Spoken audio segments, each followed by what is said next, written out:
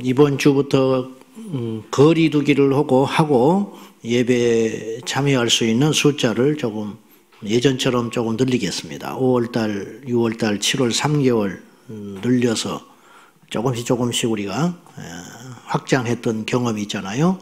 그래서 이제 격월제로 하겠습니다. 격월제로 격주로 예배를 드리도록 하겠습니다. 그래서 이번 주 금요일 날 당장에 248이죠. 이번 주 금요일 날은 248 교회 성도님들이 오시고요. 밴드에 공지가 됐어요. 그래서 홀수 주일에는 130교회가 오시고, 그 다음에 짝수 주일에는 248교회가 당분간 그렇게 하겠습니다. 근데 오는 주일이 셋째 주일입니다.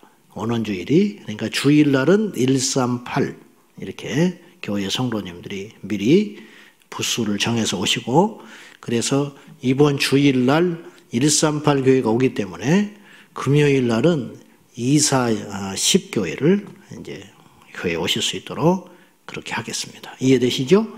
청년들은 당분간 흩어져서 나눠서 조금씩 절을 짜서 참석하시되, 금요일 날은 3층에 전에처럼 청년들 50명 제한으로 해서 예배 드릴 수 있도록 그렇게 하겠습니다. 참 너무너무 답답하지만은 이 속에서 우리가 최선을 다해보고 속히 해결될 수 있도록 기도해 주시기 바랍니다. 자, 요한복음은 공간복음에 들어가지 않습니다. 사복음서인데, 우리가 누가복음을 시작할 때 잠깐 나눴었는데, 공관, 이제 한자로 같이 본다 이 말이에요. 관점이 비슷해요. 마태, 마가, 누가복음은 관점이 비슷하다. 그래서 예수님의 그 일생을 소상하게 이렇게 기록을 하시는데, 요한복음도 물론 기록하고 있지만 1장부터 보시면 느낌이 조금 다르다는 걸 우리가 알 수 있습니다. 그건 뭐냐면, 요한복음은 신학적 견해, 조금 그런 면들이 예수님에 대해서 이렇게 표현하는 내용들로 1장이 시작이 돼요. 그래서 약간 견해가 다르다. 그래서 같은 사복음서지만 요한복음은 나머지 세 복음서와는 다른 부류로 이렇게 취급을 합니다. 근데 그것이 중요한 건 아니겠고요. 일단 참고하시면 되겠고, 요한복음은 이제 정통적인 이제 과거의 이야기이기 때문에 확실하게 저자가 누구다 했다가 또 신학적으로 나중에 이것이 바뀌기도 하고 그렇습니다만은, 우리는 일단 전통적으로 볼 때 요한복음은 사도 요한이 성령 안에서 기록한 걸로 그렇게 모두 다 인정하고요. 사도 요한이 그 밖에 또 책을 또 남겼죠. 바로 요한 1, 2, 3, 4요, 또한 요한계시록입니다. 요한계시록은 90년대 이후 밤모섬에서 마지막 일생을 보내면서 봤던 계시를 기록한 놀라운 책이고, 그 시점에 요한복음도 역시 기록했던 걸로 봅니다. 그러고 따지면 네 복음서 중에 요한복음은 제일 늦게 쓰여진 복음서다, 이렇게 봐야 됩니다. 참으로 놀라운 것은 이 네 복음서가 바울 서신보다 늦게 써진 것도 있습니다. 바울 서신 중에 제일 먼저 써진 게 데살로니가 전서거든요. 그러니까 우리는 이제 마태복음이 제일 앞자리에 있기 때문에 먼저 기록했을 것이라 생각하는데, 실상은 뒤에 있는 바울 서신인 데살로니가 전서가 신약 성경에서는 제일 먼저 기록한 책입니다. 근데 각기 예수님의 흩어진 사도들, 제자들이 각기 죽기 전에 이들이 성경을 기록할 생각을 미처 안 하다가, 왜냐하면 자기 생애에 주님이 오실 줄도 알았어요. 곧 주님이 오실 줄 알고 승천을 경험하고 너희들이 본대로 오리라 했기 때문에 그랬는데, 핍박이 가해지고 이제 수명이 다 돼서 죽어감으로 인하여 예수님의 목격자들이 하나둘씩 사라진다는 위험의 어떤 그런 급박성을 느꼈을 거예요. 저도 그랬을 것 같아요. 인간은 본능적으로 기록을 남기는 존재입니다. 그래서 우리가 죽은 다음에 예수님에 대한 이야기가 잊혀질 것을 두려워했고, 그것이 성령의 역사라고 저는 생각하고, 각기 복음서의 4명의 제자들이 각기 사역하던 곳에서 말씀을 남기고 이제 그때는 당연히 두루마리로 남겼는데 이것을 후대에 발견을 해서 모아보니 너무 일치된다 이거죠. 근데 일치됐는데 어느 부분에서는 이것이 빠져 있고 어느 부분에는 들어가 있고 그런 면들, 그런 것들로 봐서 오히려 더 진정성이 확증된다. 그렇게 볼 수 있습니다. 너무 똑같아도 이건 서로 만나서 기록한 것이기 때문에 그건 있을 수 없는 일인데 약간의 차이. 이를테면 이제 2장, 요한복음 2장에 우리가 가서 보겠습니다만 가나 혼인잔치. 이 기사는, 이 기록은 요한복음에만 있는 겁니다. 마태, 마가, 누가에는 없어요.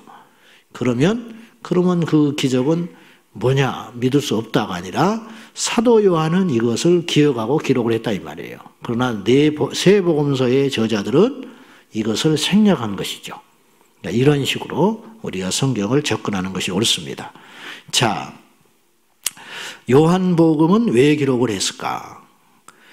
요한복음의 기록 목적은 오늘 우리가 아까 조금 봤습니다만 가로가 치면서 예를 들면 랍비는 선생이다. 그 다음에 뭐 메시아는 그리스도라 이렇게 번역이 되어 있잖아요. 이게 이제 메시아는 히브리어, 그리스도는 이제 우리가 지금 번역해서 그렇지 헬라어니까 요한복음은 헬라어로 기록을 했습니다. 그러면 그 당시 헬라어가 이제 세계 공통어, 그 지역 사회에서 로마 문화권에 있는 공통어인데 요한복음의 저자의 의도는 분명합니다. 사도 바울도 역시 그랬고 헬라어로 신약성경을 남긴 이유는 헬라 문화권에 있는 사람들에게 복음을 전하기 위함이었습니다. 그래서 히브리어로 기록을 하지 않았다. 구약 성경은 히브리어로 기록이 됐는데 신약 성경은 헬라어로 기록을 했다. 그리고 가끔 등장하는 이제 엘리 라마 사박다니 이런 단어들 있죠. 이것은 헬라어도 아니고 히브리어도 아닙니다. 이것은 아람어입니다. 그러니까 그런 것들은 일상적으로 우리가 와리바시 이런 말 쓰잖아요. 벤또 이런 말 쓰지요. 예를 들어볼게요. 예를 들어서 제가 하는 소리예요. 그 말은 일본 말이잖아요. 우리가 일본의 옛날에 지배를 조금 받았기 때문에 그것이 이제 남은 흔적이지요. 흔적. 이제 그런 것들이 이제 신약 성경에 조금씩 있다. 그래서 헬라어, 그 다음에 아람어, 그리고 히브리어가 섞여 있는 책이 성경이다. 원래는 그런 뜻입니다. 요한복음 20장 31절부터 32절을 한번 찾아보시기 바랍니다. 이것이 이제 꼭 요한복음뿐만 아니라 모든 성경이 어떤 목적을 가지고 기록을 했는가 우리가 이걸 살펴볼 필요가 있고요. 그 목적에 맞게 성경을 대하는 것이 중요하다 여겨집니다. 30절 31절을 한번 읽겠습니다. 시작. 예수께서 다른 표적도 많이 행하셨으나 오직 이것을 기록함은 너희로 예수께서 하나님의 아들 그리스도이심을 믿게 하려 함이요 또 너희로 믿고 그 이름을 힘입어 생명을 얻게 하려 함이니라. 이 외에도 예수님이 행하신 일들이 너무너무 많다. 근데 그것을 다 기록도 못할 정도로 많다. 근데 이것만 요약해서 남긴 이유는 뭐냐면 첫째는 예수님이 하나님이 보내신 구원자이심을 분명히 알라. 예수님은 하나님의 아들이시다. 이것은 이제 그들 사도들과 믿는 자들에 의해서만 알고 있었지 외부에는 예수님이 단순한 예언자나 선생 정도로 생각하고 있는 유대인이나 헬라인들에게 그렇지 않다. 예수 그리스도는 하나님의 아들이시다. 이것을 확실하게 말하기 위하여 그러기 위해서는 부활이 반드시 기록이 되어야 했어요. 그래서 사복음서 공이 부활의 사건을 빼놓지 않고 그대로 기술을 한 겁니다. 예수께서 하나님의 아들이시다. 두 번째로 예수님이 하나님의 아들이신 것이 왜 이렇게 중요하냐? 그분을 믿어야 너희가 영생을 얻는다.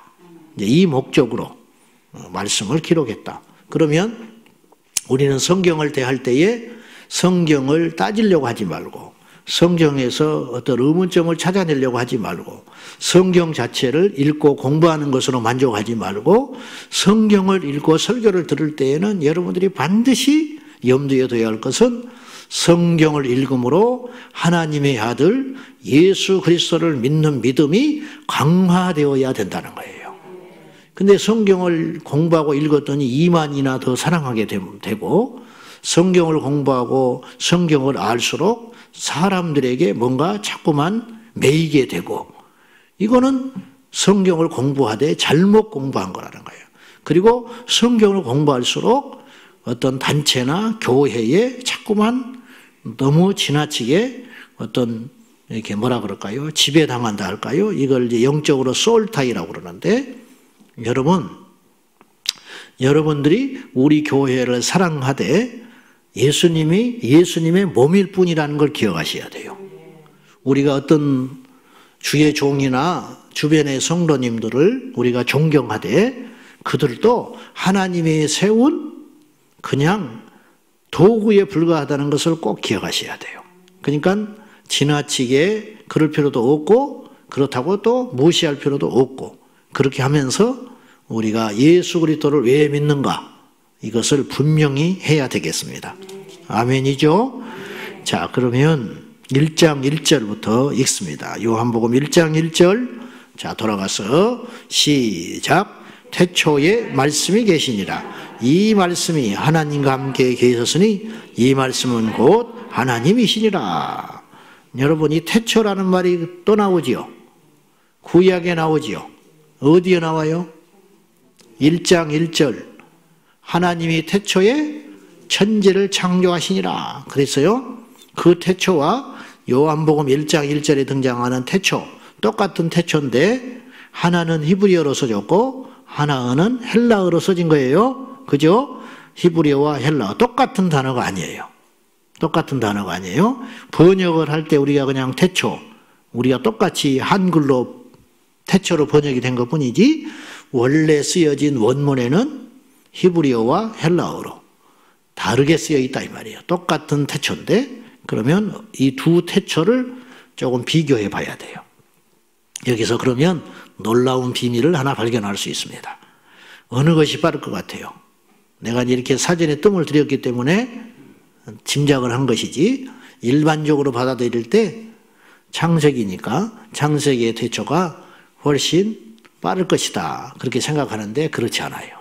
자, 창세기에 등장하는 1장 1절에 등장하는 태초는 히브리어로 레시트라는 단어를 썼답니다. 레시트. 근데 태초에 그랬으니까 두 단어가 합쳐져 가지고 베레시트 그렇게 써 있는데 히브리어로 이 말이 태초에로 번역을 해도 상관은 없어요. 근데 문제는 이거예요.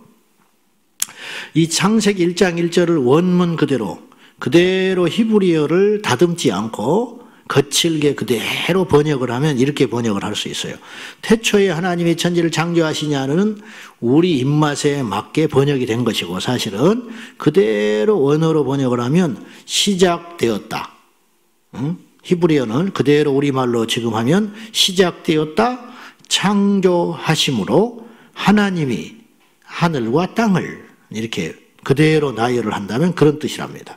근데 여기서 등장하는 하나님이라는 말도 우리 가진 성경에는 똑같이 하나님으로 나오지만 원어에는 엘로힘으로 등장했다가 또 다른 말로 아도나이 이런 주 이렇게 다양하게 쓰여졌어요. 어쨌든지 간에 근데 창세기 1장 1절에 하나님이 태초에 천지를 창조하실 때의 엘로힘이라고 기록을 해놨는데 이 엘로힘은 남성 복수입니다. 남성 복수. 그러니까 그대로 원문을 살려서 우리가 번역을 하면 이렇게 해석을 해야 돼요. 하나님들이 세상을 창조하셨다. 태초에. 하나님들. 말이 안 되죠. 하나님들이 어디가 있어. 이걸 뭘 말하는지 아세요? 삼위일체 하나님. 그래서 창세기 1장에 하나님께서 천지를 창조하실 때 하나님만 독자적으로 창조하신 게 아니고 성령님과 예수님과 하나님이 성부, 성자, 성령이 함께 창조하셨다. 우리가 이렇게 봐야 합니다. 그래서 이미 창세기 1장에 하나님의 신이 나옵니다. 성령이 등장하세요. 성령은 수면 위에 운행하시니라. 이 말씀 있죠? 그러니 우리 예수 그리스도는 하나님의 아들임과 동시에 그건 우리가 생각하는 아버지와 아들 그런 개념으로만 생각하면 안 되고 예수 그리스도는 하나님이시다. 이건 쉽지 않아요, 해석하기가. 삼위일체 교리가 제일 신학적으로 어려운 것입니다. 그냥 그런 줄 아세요. 그런 줄 알면 돼. 예수님은 하나님이시다. 그냥 그렇게만 알면 돼. 뭐 더 말 못해요. 알 수가 없어, 우리가. 이 하나님의 신비성을 우리가 다 알 수 없어요. 근데 한 가지 분명한 것은 하나님의 아들 예수 그리스도는 창조된 분이 아니고 원래 계셨던 하나님이시다. 그 하나님이 아들이자 본체이신 그분이 우리에게 육체를 입고 오셨다. 믿을 수 없는 놀라운 일들이 이제 일어난 것이죠. 근데 이 창세기 1장 1절에 이 태초는 네시트라는 단어를 썼다고 그랬는데 이 네시트라고 하는 단어는요, 무슨 말, 어떤 뜻이냐면 시작이라는 말인데 모든 원점에서의 시작이 아니고 창조할 때의 시작이에요. 창조할 때의 시작. 그러니까 하나님께서 천지를 만드실 그 시작의 그런 뜻이에요. 그러면 봅시다. 이 컵이 있잖아요. 이 컵이 만들어진 시점이 있죠. 이게 시작이에요. 이 컵에 있어서는 시작이죠. 그러면 이 컵보다 먼저 있는 시작이 반드시 있어요. 그 시작이 어떤 시작이에요? 만든 자의 시작이에요. 무슨 말이냐면 이 컵이 저절로 만들어질 일은 없잖아요. 만든 분이 있을 거 아니에요. 만든 사람이 시작이 있을 거 아니에요. 그 시작이 어떤 시작이냐면 오늘 요한복음 1장 1절의 시작입니다. 그래서 이 1장 1절의 시작은 히브리어로는 다른 단어로 쓰여져 있는데 이 말씀은 그러니까 아르케라는 단어로 쓰여 있었어요. 아르케. 그래서 이 아르케라는 이 태초라는 단어는 창조 이전의 시작 이런 뜻이에요. 그러니까 정리를 해보면 창세기 1장 1절의 태초는 창조됨으로서의 시작을 말하는 것이고 요한복음 1장 1절의 태초는 창조 이전의 시작이다. 이렇게 이제 봐야 합니다. 그래서 그 느낌을 가지고 1장 1절을 다시 보면 태초에 말씀이 계시니라. 이 말은 인류가 창조되기 전부터 이미 말씀이 계셨다. 이 말이에요. 천지를 만드신 태초 이전부터 말씀이 계셨다. 이 말씀이 누구냐? 하나님과 함께 계셨는데 이 말씀이 곧 하나님이시다. 그러면 이 말씀이라는 말도 참 해석하기 어려운 말인데 이게 헬라어로 여러분이 잘 아는 로고스라는 단어로 쓰여 있어요. 로고스라는 말은 조금 우리가 생각하는 것보다 굉장히 로고스는 말씀이라는 뜻인데 단순히 말씀 그렇게 정의하기에는 너무도 넓은 개념이래요. 그래서 이 요한복음의 저자인 요한이 헬라권 문화에 있는 사람들에게 예수님을 어떻게 하면 오해 없이 제대로 소개를 할까 고민을 하다가 가져온 개념이 로고스예요. 그러면 그 당시에 로고스라는 말은 어떤 개념으로 쓰였냐면 말, 논리, 그래서 로직이라는 말이 나온 거예요. 영어로 논리적이다. 말, 논리, 그 다음에 이성. 한마디로 말하면 만물을 지배하는 에너지, 힘 이렇게 표현할 수 있어요. 이 만물을 유지하고 지탱하고 만들고 생성과 쇠퇴와 발전에 이 모든 것에 관여하는 어떤 힘이 있다고 믿었어요. 헬라 철학에 있는 사람들은 그 만물의 근원이 되는 그 힘이 뭐냐? 로고스다. 그것을 말이라고도 해석을 하고 이성이라고도 해석을 하고 어떤 질서, 힘 이렇게도 해석을 다양하게 했는데 이 개념을 요한복음의 저자가 가져온 거예요. 즉 태초에 말씀이 계셨네. 태초에 로고스가 계셨는데 이 로고스 그러니까 헬라어 사람들은 로고스 그러면 이해했어요. 근데 우리는 잘 이해가 안 가요. 근데 그런 거야? 그 힘이야? 그 절대적 어떤 질서? 그거야? 이렇게 해석했다는 거예요. 그분이 예수님이라고 이렇게 이해한 거예요. 그러면 오늘 1장 1절을 다시 읽을 때 이렇게 읽어보면 돼요. 말씀 대신에 예수님을 집어넣어서 읽으면 돼요. 자, 읽어봐요. 시작. 태초에 예수님이 계시니라. 이 예수님이 하나님과 함께 계셨으니 이 예수님은 곧 하나님이시니라. 그래도 말이 된다는 거예요. 아시겠죠? 근데 예수라는 말을 집어내버리면 헬라 문화 사람들이 이해를 잘 못해. 아니 죽은 자가 어떻게 이렇게 될 수 있나? 그러니까 이걸 말씀으로 바꿔서 편의상 설명을 했다, 이런 말입니다. 설명을 하고 보니까 더 복잡해졌습니다. 믿으세요? 그냥 그러면 믿으면 돼. 이 말씀을 그냥 암송해서 씹어 먹어버리면 돼. 예수님은 하나님이시다. 그렇게 아시면 되겠습니다. 자, 그러면 1장에도 너무 많고 금쪽 같은 말씀들이 많은데 오늘 이 짧은 시간에 다 말씀을 나눌 수는 없고 간단하게 몇 가지만 정리를 하겠습니다. 가장 중요한 문제, 예수님은 우리에게 어떤 분이냐, 이것이 제일 우리 인생의 핵심이 됩니다. 그분이 누군가만 우리가 이해가 되고 믿을 수만 있다면 당연히 우리는 영생을 얻고 우리는 변할 수밖에 없는 것이죠. 풍랑을 만난 제자들이 예수님을 제대로 이해하지 못했기 때문에 풍랑 앞에서 두려워하고 자신의 힘들로 이 풍랑을 헤쳐가려고 했습니다. 근데 배 밑바닥에 주무시는 예수님을 이해하고 인정하고 받아들였다면 제자들은 이러지 않았을 것이다. 우리 인생에도 마찬가지예요. 예수님이 과연 누구냐, 그리고 그 예수라는 분은 나에게 어떤 관계가 있으신가, 이거를 알면 우리의 삶은 당연히 변화되게 되는 것입니다. 예수님은 누구신가? 자, 3절 먼저 읽겠습니다. 예수님이 하나님이시다. 이거는 이제 우리가 인정했어요.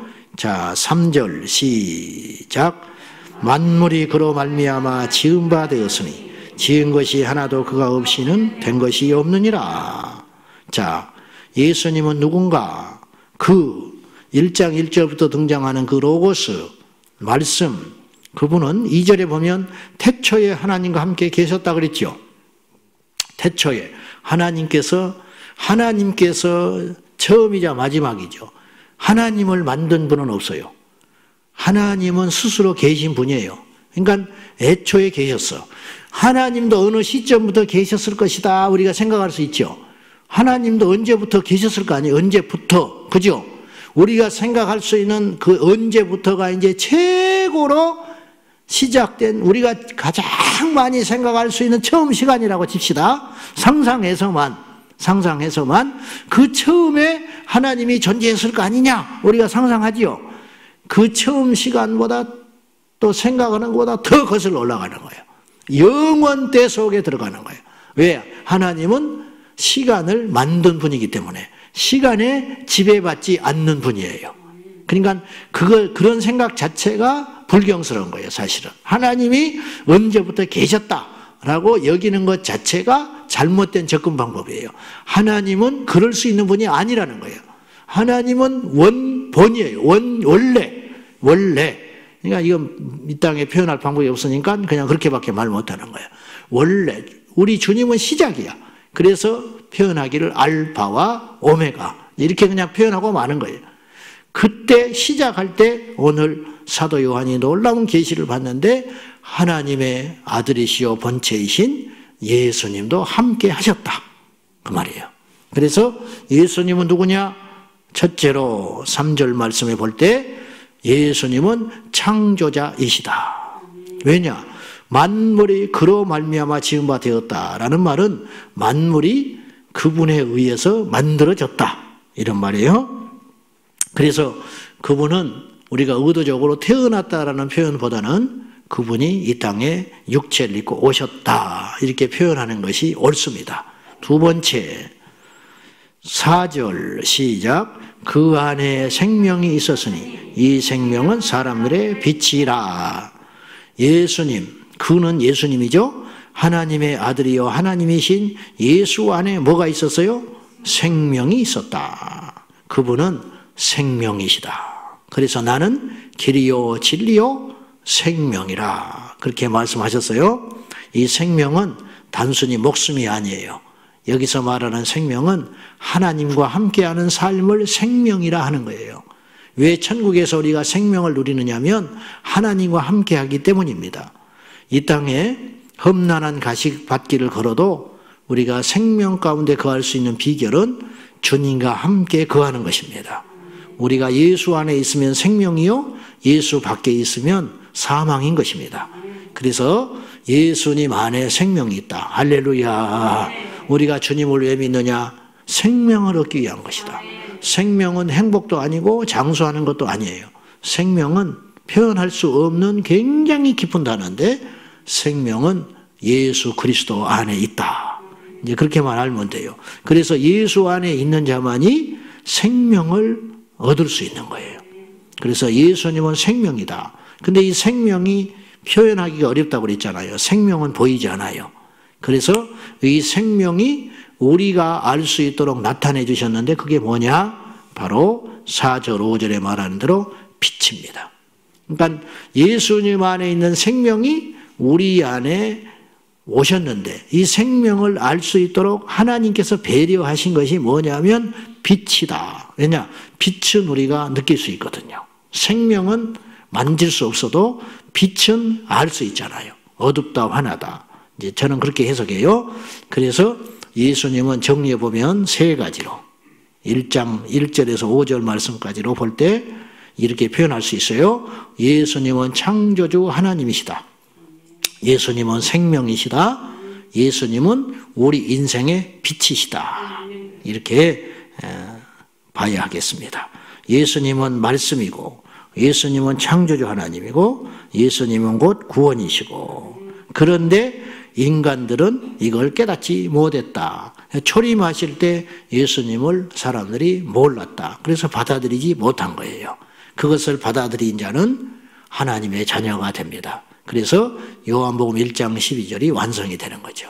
그를 받아들이지 못하고 인정하지 못했던 자들은 구원을 얻지 못하되 그를 영접하는 자, 곧 그 이름을 믿는 자들에게는 하나님의 자녀가 되는 권세를 주셨다. 신분의 변화.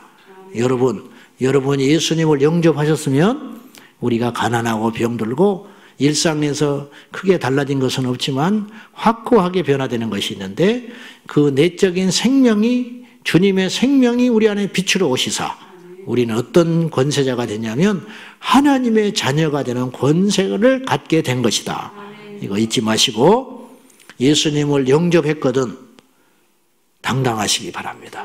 하나님의 자녀예요. 하나님의 자녀. 우리가 세상에서 핍박을 당하고 무시를 당하고 어려움을 당해도 이것은 흔들리지 말아야 됩니다.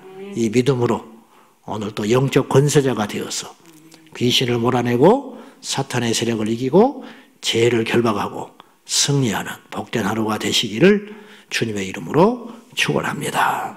기도하십시다. 이 귀하신 주님이 말씀으로 모든 것의 근본 되신 분으로 저 하나님의 나라 하늘에 계셨던 그분이 우리 가운데 육체를 입고 오시사 우리에게 생명을 주시고 우리에게 빛으로 보여주신 그분을 찬양하지 않을 수가 없습니다. 그분을 이 시간에 다시 만나고 다시 영접하는 복이 있기를 바랍니다. 이 시간 기도할 적에 주님을 만나게 해주십시오. 주님을 내 안에 모시고 살게 하여 주십시오. 우주보다 크신 그분이 내 안에 들어온다는 것은 상상할 수도 없지만 하나님께서 우리를 이처럼 사랑하사 예수 그리스도를 주시고 우리를 하나님의 자녀로 삼아주셔서 감사합니다. 우리 함께 기도하겠습니다.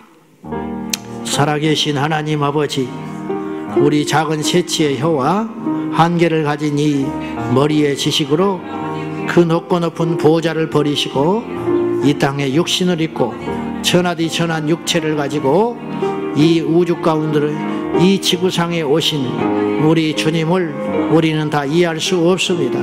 그래서 사람들은 자신의 뜻대로 예수님을 이해하고 예수님을 부정하며 예수님을 심지어는 박해하여 예수님을 십자가에 죽기까지 악을 저질렀지만은 그 십자가의 죽으심을 통하여 인류의 구원을 이루신 주님, 이해할 수도 없고 측량할 수도 없는 그 큰 사랑과 은혜를 우리가 믿습니다.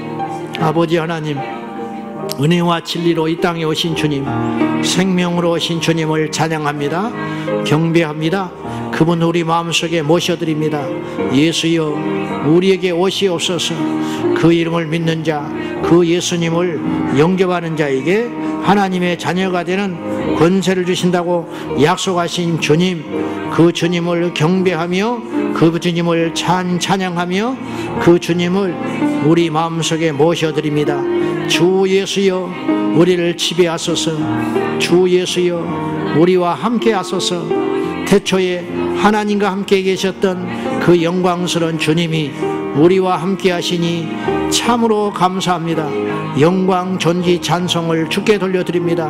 하나님의 자녀된 우리들이 이 땅에 살되 이 땅에 속하지 않는 자로 살게 하시고, 하나님의 자녀된 예수 이름의 권세를 가진 우리들이 이 땅에 살아가되 그 이름의 권세로 당당하게 승리할 수 있도록 그 이름으로 기도하며 그 이름으로 예배하며 그 이름을 높이며 그 이름을 온전히 선포하여 온 세상 가운데 주님의 오실 길을 온전히 만들어가는 주님의 대로의 길을, 다시 오실 우리 주님의 길을 예비하는 귀한 전도자의 삶을 살도록 인도하여 주시옵소서. 아버지 감사합니다. 태초에 하나님과 함께 계셨던 존귀하신 예수 그리스도, 그 예수 그리스도를 우리에게 한계를 가지고 더러운 육체를 입혀주시사 이 땅에 보내주시고 우리 한 사람 한 사람을 위해 친히 울어주시며 애통해 주시며 십자가에 죽어주신 주님, 제가 이렇게 무섭거늘 예수 그리스도의 죽음만이 이 죄를 멸하시고 우리를 구원하시고 성량하신 주님, 그 주님 없이는 우리는 죽을 수밖에 없음을 고백합니다. 그 예수님 우리에게 보내시사 우리와 영원히 함께 하시겠다고 약속하신 주여, 그 주님을 우리 마음속에 영접하고 사는 우리들은 주님의 자녀가 되었습니다. 오늘도 그것을 분명히 깨닫게 하여 주셔서 우리 일상에서 일어나는 크고 작은 수많은 일들 속에 어떤 경우에라도 하나님의 자녀됨을 잃어버리지 아니하고 승리하며 증거할 수 있도록 도와주시옵소서. 우리를 위하여 창조하시고 이 땅에 오신 주 예수 그리스도의 이름으로 간절히 기도하옵나이다. 아멘. 주여, 주여, 주여. 살아계신 하나님 아버지, 우리에게 오시사 인류의 죄를 대속해 주시며 우리와 함께 하신 주님.